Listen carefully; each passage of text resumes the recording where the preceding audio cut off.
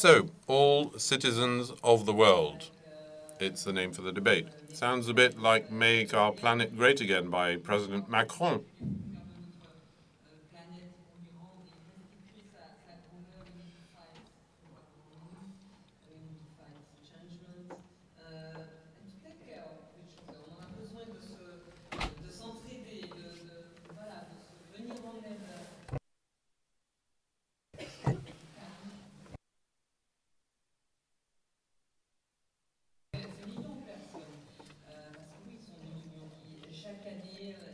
There are millions of people who are trying to escape slavery, the consequences of global warming, as you saw recently, the floods, not just in the US, but of course in India, Bangladesh, or Nepal.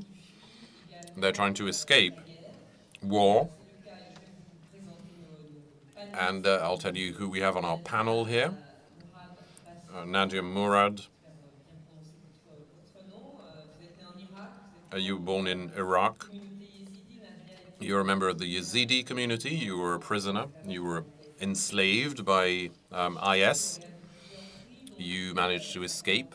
You got the Sakharov Prize Award for Human Rights. Nadia Murad is campaigning against human trafficking, against persecutions for sexual orientation, religion, or political opinion. She will tell us herself. She says that these people should be judged, taken to court. The self-styled Islamic State should be brought to trial. Alessandra Morelli, she was Romanian-born. She was a UNHCR delegate, transiting towards a new job in Niger, working with the UN for a long time in welcoming refugees, displaced persons, those who are returning to their country of origin too. That's not always easy. You spent a year in Italy, which of course with Greece is one of the most exposed countries, who are very bravely facing the influx of refugees, especially Greece, which is a lesser favored nation in terms of nation. And they are handling the refugees and feeling very lonely. Perhaps you'll tell us what you think. You defend, of course, the right to asylum and freedom of movement for all. And Jakob from Uexkull, sorry for my pronunciation, founder of the World Future Council in 2007.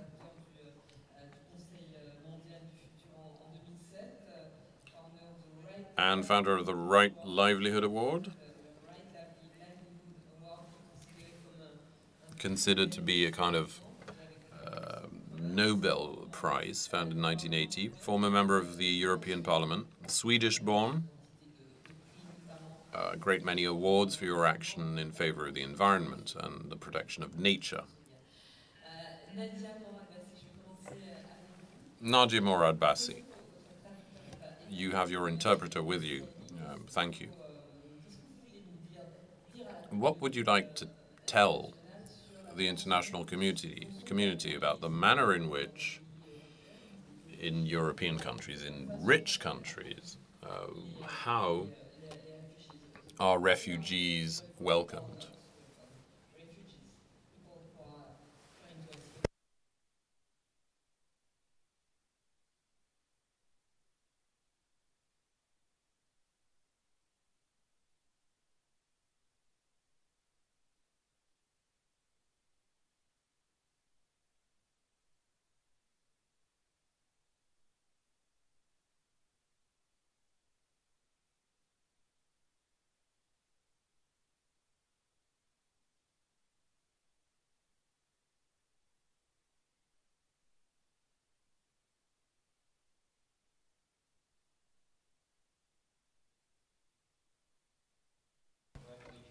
In countries like Germany and others refuse to welcome them. But for a small minority like the Yazidis who Many countries in the Western world recognize their genocide.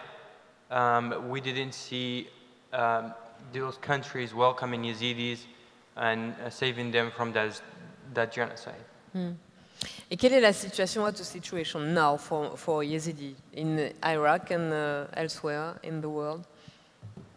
وضعي زيانها قالك بزحمة بشتي داعش خلاص بو العراق ده هتانها بيهتري 3000 كتو جنو زاروك هيش دس داعش دمايا السوريان وضعي سياسي هتانها تشحل الشنغال هموكينا هاتيكرين نيزكا بينجي هزاري ازدي عائلة بقريانا الشنغال تش خدمات وتش منظمات الحكومية تشنوي دارين إيش آلية قانوني بهتانها قلق وقع اعتراف الجينوسايد هذا كرن امسر آلية قانوني بأمل كلوني رم محامية بقضية بيرا كارت كن بس تانو هيك داعش نهاية محاسبة كرن سربيتش. The Yazidi situation remains difficult. Still, as ISIS has been driven out from Iraq, Yazidis remain in IDP camps in northern Iraq. About 50,000 Yazidis have went back, but their services are not provided to those who went back. Mines are all over the Yazidi homeland. They have not been cleaned from mines and explosives. And the political situation remains very fragile in the Yazidi homeland with competition between different groups in the area, so the reconstruction is not being done. On the legal side, we have done a lot of work with Amal Clooney and her team and others who have helped us. But as you can see, we have not seen justice for Yazidis. We have not seen ISIS being taken to court for the crimes they committed against Yazidis. Vous demandez, you ask for an international prosecution of ISIS atrocities. How does the international community receives you ask for international justice against ISIS? وكما قدمان دغسي سالاجي مجلس الأمن كتحقيق بيكرنا السربي تشتي بساتان هون ردش مرة ندا نو يوكي مشروعك تشكلي وعراق السر وافقية كتحقيق وبسربان جرائمت داعش تشكلين والمهانة وكا وسرية صوتان كده سبي بيكرنا. We have submitted a case to ICC, but a long time ago, but that was not. It didn't go through.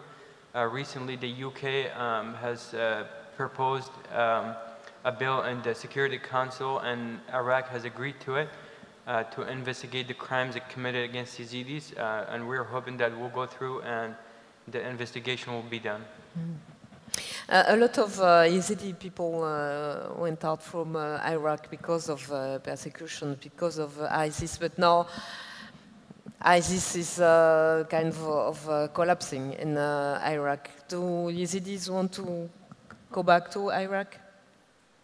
أف مشكلة هرم يسري إنه داعش شو بس مشكلة سياسي قالك بزحمة كخلقي بهوريني نبقى إنه الشنغال ده بريد ما هاش شو ما على خوا نبيتريش 4-5 جروبات عسكري نف بيش مرجع باكاكايا باجا قوات إزدي قوات الشيعة تدرباز بيه تات شيء إزدي نكارن بقرن لفوان جروبات سياسي هماده بعيشن بس بما وزير خارجية بيدريدي شوية كم محتاج دعمنا كحلاك سياسي بيكرن كخلق عربي بقرية وحماية وان عليك سراس بيكرن.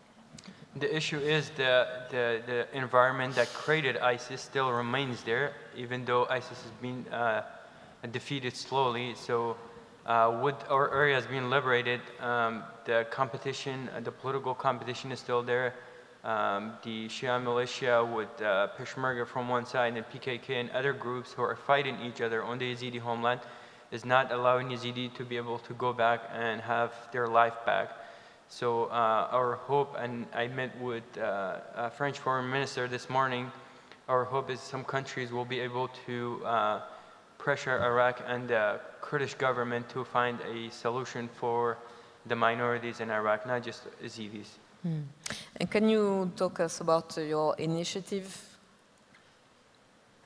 وكأفكار مكل نجبر كيف عم تعطي ده ونجبر مدبيها تعدني عستي ده مجبر إجبر مديد كتب ما هذا كده إنه كجو جنا كهزارة وكجو جن تعدنا اختصاب برنو هتان هجتنا فرودن كملاتي مجبر ديني ما تبيان ونداكن أفكار مكر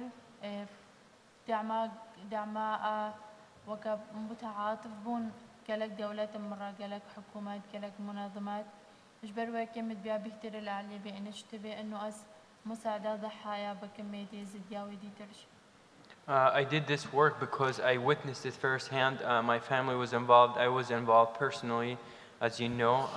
So it was, I was passionate about this work. I wanted to create this initiative and do this work. So when we started this, and so far, many countries, many organizations, and many people have sympathized with our cause, and they've helped us a lot. And my main goal was to get the message of my community out in the world and help those women who were held by ISIS, who were being sold as sex slaves and still are being sold in ISIS territory. So, but we have not seen much progress yet, but our hope is to see it in the future.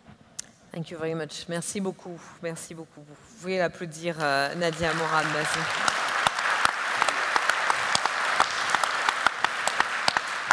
Alessandra, vous vous êtes, je le disais, beaucoup occupée de réfugiés. Vous allez continuer de le faire parce que les... Alessandra, you have taken care of refugees for a very long time. Of course, it's not only the Mediterranean or the land routes towards the European Union. It's a global issue. We're complaining about migrants coming to Europe while there are tens of millions of people who are displaced across the world, who are refugees, but most migrations take place from south to south. You've been in charge of this for a long time, but you still get up every morning and have the energy. Do you ever find hope in this crisis situation, which is this despair that many people face?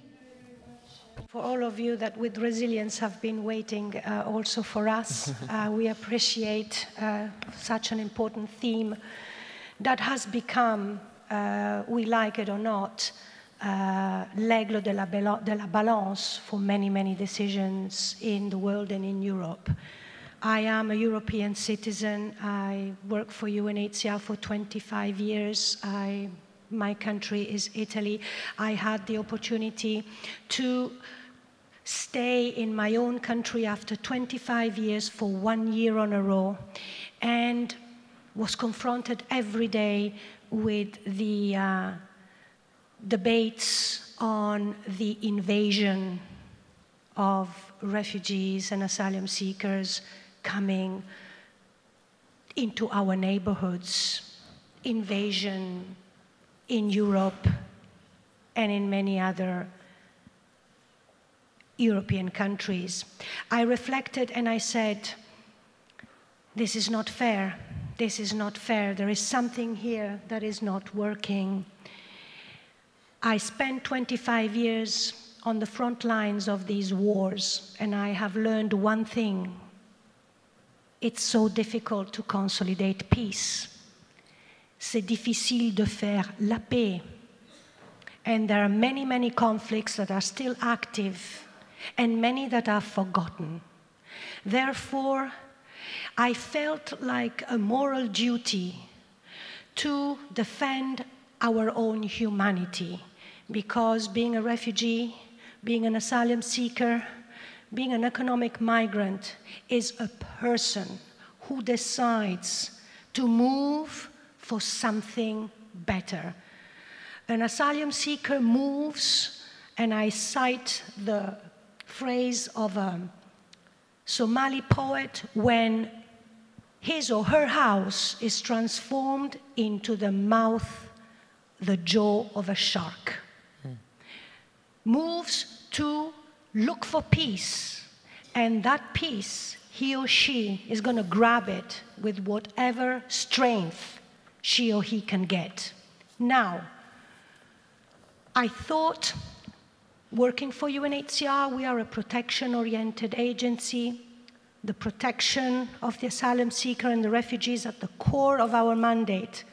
We can protect also by explaining, by educating, and by returning with great emphasis and courage to regain and reappropriate certain words that are needed to solve suffering and crisis. And believe it or not, this word is solidarity. Solidarity that makes us feel that we are part of the same humanity. Basically, the innovation here in 2017 is to ensure that we do not exclude, that we include. Because the moment you start excluding, we marginalize ourselves. Because we're talking mankind here, we're talking humanity. So the right to defend the unity of humanity is mandatory. There is no we, maybe here, maybe not. So putting at place, putting in jeu, putting in the game all the creativity to be the custodian of this humanity, I think this is the innovation today vis-à-vis also this global crisis. The idea to create spaces where we can experiment, we can faire l'expérience de l'autre, where we can experiment otherness, is what makes us enter into the dialogue and embrace the fear of who is fleeing and understand also the fear of the welcome community. We were talking about how are you perceived. Both realities, a refugee fleeing and the community hosting, have in common this element of fear. These two fears, are they in dialogue? These two fears, is there a space to get to know each other? Or, at the contrary, we create a situation like Bauman would say, there is la terre désolée au milieu, the desolated land at the center, because it is in this desolated land that we have to be all preoccupied. That elements like walls, barbed wires, xenophobia, racism, isolation is what will grow. Well, the decision then is to enter and dive into this desolated land and bring humanity back to track. Thank you, Alessandra. Merci beaucoup. Jakob, we're all citizens of the world. It's our matter tonight. We're all a part of the problem. When we speak about global warming, which is your issue, one of your issues, we're all a part of the problem, and we are all a part of the solution. Yes. Well, I think some people are more part of the problem, and some people are more part of the solution. And you say we're all citizens of the world, but they don't all believe that. I live now in London, and we have a prime minister who said last year, if you're a citizen of the world, you're a citizen of nowhere. And, you know, just two examples of this hypocrisy we are facing, the refugees. First of all, what were the French who went to Africa? Were they political refugees? No, they were economic migrants. The British who went to India, all economic migrants. Today, being economic migrant is regarded as some kind of crime. The other thing, if you fled from communist East Germany to West Germany, the people who helped you were called flight helpers. And you paid them, and if you didn't pay them, they could go to court in West Germany and sue for payment of this fee for helping. Now, these people who help are called people smugglers and are regarded as the worst kind of criminal. This just shows the hypocrisy, you know, we are facing. We seem to find it hard in this continent of hundreds of millions of people to deal with a few million war refugees.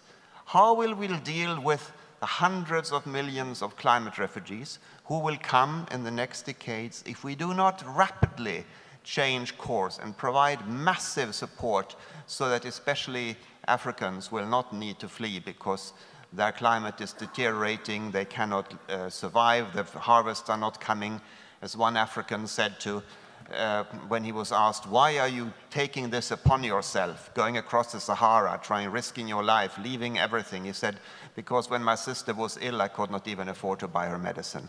So this is a reality. And this figure, 200 million climate refugees from Africa to Europe within the next few decades, this is not some panic from some green person. This is a figure from Michel Camdessus, the former head of the IMF, after a lengthy trip to Africa 2 years ago.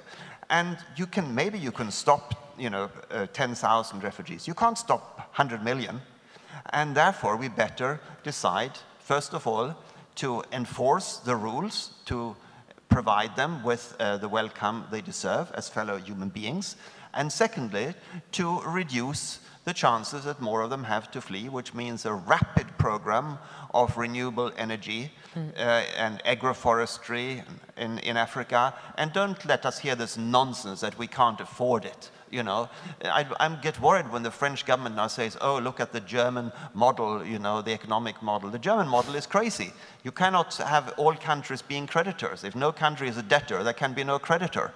And if you produce new money if central banks can print trillions of dollars to save the banks, surely they can print money to save people and to save the climate.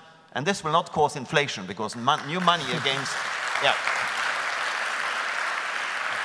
new money against new performance does not cause inflation. But of course, the people are assumed not to understand this, because it's financial Latin. During the Middle Ages, if you wanted to debate with power, with the church, these debates were only held in Latin. Today, if you don't understand financial Latin, you can't respond to this nonsense. The most important thing is get involved in politics, in public life. Remember, in ancient Athens, the citizen who was publicly engaged in political life was known as a politus. The citizen who refused to get involved in public political life was known as an idiotus. So get involved and learn financial Latin, and then we can solve these problems, because the solutions are there. Thank you. Merci beaucoup. Merci à tous les trois. Thank you. On est obligé d'enchaîner parce qu'on a déjà pris beaucoup de retard. Yeah, sorry, we need to cut this short because we're already running very late. Thank you to all three of you.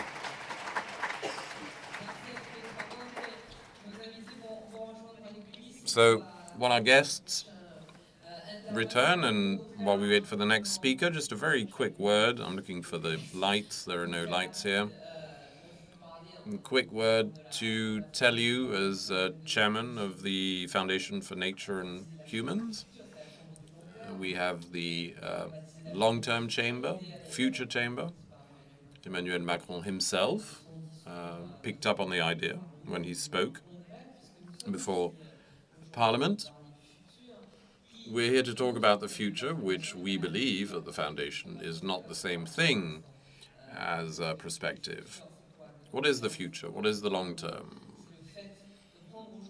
It's the fact that today we can take decisions that commit us for the future, that commit us for future generations. The issue of global warming, this is why Copenhagen failed, was considered to be something that would happen in the distant future, but also distant in how we should feel concerned. How can you feel solidarity for people who are very remote, very different geographically and in terms of lifestyle, or people who are not yet born? Things have changed. The consequences of global warming here and there exist now, and they will tomorrow. So we're now going to hear in the coming days the defense of this initiative of the third chamber of Parliament alongside the National Assembly and the Senate that would make citizens perhaps feel more confident in policymakers and take part in drafting laws so that we don't stay in the short term, because when a voter casts his ballot, he does it because he wants politicians to resolve their short-term issues. We have not yet managed in France to convince people that questions of climate are urgent questions. and that the resolution of these larger issues can play a part in resolving their day-to-day issues, their more mundane problems. I just would like to point out that we are eager to create this third chamber. We're discussing this with Edouard Philippe, Prime Minister, the President with Nicole Menoubet, and we hope that a lot of the people in this room who are decision makers and opinion leaders, we hope we can win you over and convince you that this idea would make France an example for democracy, an example in inventing tomorrow's world. And tomorrow's world